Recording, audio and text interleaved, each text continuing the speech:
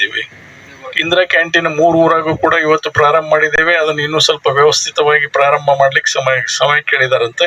ಅದು ಇನ್ನು ಒಂದು 15-20 ದಿವಸದಲ್ಲಿ ಎಲ್ಲ ಸೆಟಪ್ ಮಾಡಿ ಅದನ್ನು ನಿಲ್ದೆ ಹಾಗೆ ಕಂಟಿನ್ಯೂಸ್ ಆಗಿ ರನ್ ಮಾಡ್ತೀವಿ ಅಂತ ಹೇಳಿದ್ದಾರೆ. ಮುದ್ದೆಮಾಳ 8 ಕೋಟಿ SFC ಗ್ರಾಂಟ್ ತಂದಿದ್ದು ಮೊನ್ನೆ. ಬಿಲ್ಡಿಂಗ್ ಗ್ರಾಂಟ್ ಅಲ್ದೇನೆ, ಬಿಲ್ಡಿಂಗಿಗೆ 10 ಕೋಟಿ ಅಲ್ದೇನೆ ಮತ್ತೆ 8 ಕೋಟಿ. ಮತ್ತೆ UGD ಸುಮಾರು ಎಲ್ಲ ಸೇರಿ ಏನಪ್ಪಾ ಅಂದ್ರೆ ಒಂದು UGD 4 ವಾರ್ಡ್ ಮುದ್ದೆಮಾಳ ತಾಳಿಕೋಟಿ ಸೇರಿ ಅದು ಒಂದು 42 ಕೋಟಿ ರೂಪಾಯಿ. ಒಂದಲ್ಲ 2 ರೂಪಾಯಿ ಅಲ್ಲ. ಮತ್ತೆ ಇದು ಅಭಿವೃದ್ಧಿ ಅಲ್ದಾಗ ಏನ್ ಹೇಳಿ? ಅದಕ್ಕೆ ಇದನ್ನ ನಮ್ಮ ಜನ ಏನದಾರಲ್ಲ, ದಯವಿಟ್ಟು ನೀವು ನಿಮ್ಮ ಆಮೇಲೆ ರೈತರಿಗೆ ಬೀಜ ಗೊಬ್ಬರ ಯಾವುದಕ್ಕೂ ತೊಂದರೆ ಮಾಡಿಲ್ಲ, ಯಾವುದಕ್ಕೂ ತೊಂದರೆ ಆಗಿಲ್ಲ. ಮಳೆ ಆಗ್ತಾ ಇದ್ದಂತಾನೆ ಬೀಜ ಸ್ಟಾಕ್ ಇದೆ.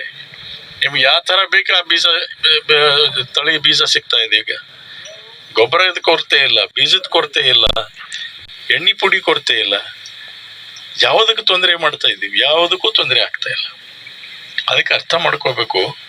ಕೇವಲ ರಾಜಕೀಯ ಭಾಷಣಗಳನ್ನ ಮಾಡಿ ಟೀಕೆ ಮಾಡೋದ್ರಿಂದ ಟಿವಿ ಮುಖಾಂತರ ನೋಡಿ ಜನರು ಏನಂದ್ರೆ, ಒಂದು ಗಾದಿ ಮಾತಿದೆ, ಒಂದು ಸುಳ್ಳನ್ನ 1000 ಸಲ ಹೇಳಿದ್ರೆ ಅದು ನಿಜ ಆಗುತ್ತೆ ಅನ್ನುವಂತ ಮಾತನ್ನ. ಹಾಗೆ ಇವ್ರು ಬರೇ ಸುಳ್ಳು ಮುಂಜಾನಿಂದ ಸಂಜಿತನ ಏನಪ್ಪಾ ಅಂದ್ರೆ ಸತ್ಯಕ್ಕೆ ದೂರ ಇರತಕ್ಕಂತ ಸಂಗತಿ ಜನರ ಕಿವಿಗೆ ಹಾಕಕ್ಕಂತ ಪ್ರಯತ್ನ ಮಾಡ್ತಾರೆ. ದಯವಿಟ್ಟು ನೀವು ಯಾರು ಕೂಡ ಅದನ್ನ ತಲೆಗೆ ಹಾಕೋಬೇಡ್ರಿ. ಕಾಂಗ್ರೆಸ್ ಪಾರ್ಟಿ ಅಭಿವೃದ್ಧಿಯ ಪರವಾಗಿರ್ತಕ್ಕಂಥ ಕೆಲಸ ಮಾಡ್ತಕ್ಕಂಥ ಪಕ್ಷವಾಗಿದೆ ಅನ್ನುವಂಥ ಮಾತನ್ನ ಈ ಸಂದರ್ಭದಲ್ಲಿ ಹೇಳ್ತೇನೆ. ಅದನ್ನು ಪತ್ರಿಕಾ ಮಾಧ್ಯಮದವರು ವಿಶೇಷವಾಗಿ ತಮ್ಮ ಲೇಖನ ಮುಖಾಂತರ ಜನರನ್ನ ಎಚ್ಚರಗೊಳಿಸ್ತಕ್ಕಂಥ ಕೆಲಸ ಕೂಡ ತಾವು ಮಾಡಬೇಕು ಅಂತ ನಾನು ಕಳಕಳಿಯ ವಿನಂತಿ ತಮ್ಮಲ್ಲಿ ಮಾಡ್ಕೋತೇನೆ. ಯಾಕಂತಂದ್ರೆ ನಿಮ್ಮ ಮಾಧ್ಯಮದ ಮುಖಾಂತರ ಜನರ ಮನಸ್ಸನ್ನ ಗೆಲ್ಲಲಿಕ್ಕೆ ಸಾಧ್ಯ. ಅದಕ್ಕೆ ನಿಜ ಸ್ಥಿತಿ, ನಿಜ ಸಂಗತಿಗಳನ್ನ ಬರೆಯುವಂಥದ್ದನ್ನ ಮುಂದಾಗ್ರಿ. ಅದು ಬಿಟ್ಟು ಸಣ್ಣ ಪುಟ್ಟ ಯಾವ ವಿಷಯಗಳು ಅಥವಾ ವಿಷಾಂತರವಾಗಿರ್ತಕ್ಕಂಥ ವಿಷಯಗಳನ್ನ ಬಹಳ ಅದಕ್ಕೆ ಮಹತ್ವ ಕೊಟ್ಟು ಬರೀತಕ್ಕಂಥ ಅವಶ್ಯ ಇಲ್ಲ ಅಂತ ನನಗನ್ನಿಸ್ತಾ ಇದೆ. ಅದಕ್ಕೆ ನಾವೆಲ್ಲರೂ ಸೇರಿ ಅಭಿವೃದ್ಧಿಯ ಕಡೆ ನಾವೆಲ್ಲರೂ ಕೂಡಿ ಒಂದು ಅಭಿವೃದ್ಧಿಯ ಹರಿಕಾರವನ್ನ ನಾವೆಲ್ಲರೂ ಸೇರಿ ಮಾಡುವಂಥದ್ದಕ್ಕೆ ಮುಂದಾಗಬೇಕು ಅಂತ ಹೇಳಿ ಈ ಸಂದರ್ಭದಲ್ಲಿ ಹೇಳಿ, ಅವ್ರ ಹೇಳಿಕೆಯನ್ನು ನಂಬಲಿಕ್ಕೆ ಹೋಗ್ಬೇಡ್ರಿ. ಅವ್ರಿಗಿಂತ ಬಹಳ ವೇಗದಲ್ಲಿ ನಾವು ಕೆಲಸ ಮಾಡ್ತಾ ಇದ್ವಿ.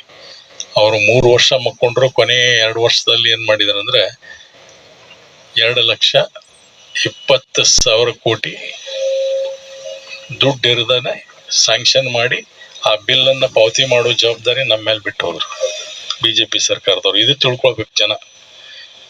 2,20,000 ಬಿಲ್ ಬಂತು, ಬಾಕಿ ಬಂತು. ಅಂದಾಜು ಎಲ್ಲ ಇಲಾಖೆಯಲ್ಲಿ ಕೂಡ ಬಾಕಿ ಇಟ್ರು.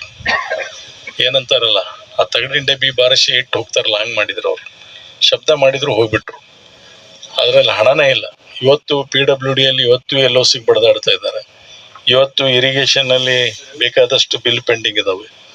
ಸಾಕಷ್ಟು ಒಂದೊಂದು ಇಲಾಖೆಯಲ್ಲಿ 10,000, 15,000, 20,000. ಧರ್ಮದತ್ತಿ ಇಲಾಖೆಯಲ್ಲಿ 900 ಕೋಟಿ. ಧರ್ಮದತ್ತಿ ದೇವ್ರ ಇಲಾಖೆಯಲ್ಲಿ ಬಿಡ್ಲಿಲ್ಲ ಅವ್ರು. 900 ಚಿಲ್ಲರ್ ಕೋಟಿ ಬಾಕಿ ಇಟ್ಟವ್ರು. ಅದ್ರದ್ದು ಬಜೆಟ್ ಇರೋದು 150 ಕೋಟಿ. ಹೀಗೆ ಎಲ್ಲ ಮಾಡಿದ ಅಶಿಸ್ತಿನವಾಗಿರ್ತಕ್ಕಂಥ ಒಂದು ಹಣಕಾಸಿನ ವ್ಯವಹಾರ ಮಾಡಿದ್ದಕ್ಕೋಸ್ಕರ ಅವರು ಆರ್ಥಿಕವಾಗಿರುವಂತ ಪರಿಸ್ಥಿತಿಯನ್ನು ನೋಡದೇನೆ ರಾಜಕೀಯ ದೃಷ್ಟಿಯಿಂದ ಆದೇಶಗಳನ್ನು ಹೊರಡಿಸಿ ಅದನ್ನ ನಮ್ಮ ತಲೆಗೆ ಕಟ್ಟಿ ಹೋಗುತ್ತಂತ ಕೆಲಸವನ್ನ ಏನ್ ಮಾಡಿದ್ರು, ಇದು ಜನರು ಕೂಡ ಅರ್ಥ ಮಾಡ್ಕೋಬೇಕು. ಹೀಗಾಗಿ ನಮ್ದು ಸ್ವಲ್ಪ ಮಟ್ಟಿಗೆ ಮೊದಲ 2 ವರ್ಷ ನಮಗೆ ಅಭಿವೃದ್ಧಿಗೆ ಹೆಚ್ಚು ಹಣ ಕೊಡ್ಲಿಕ್ಕೆ ಆಗಿರ್ಲಿಲ್ಲ ಅನ್ನುವಂತ ಮಾತನ್ನ ಹೇಳ್ತೀವಿ. ಆದ್ರೆ ಅಭಿವೃದ್ಧಿ ಅಂದ್ರೆ ಏನು?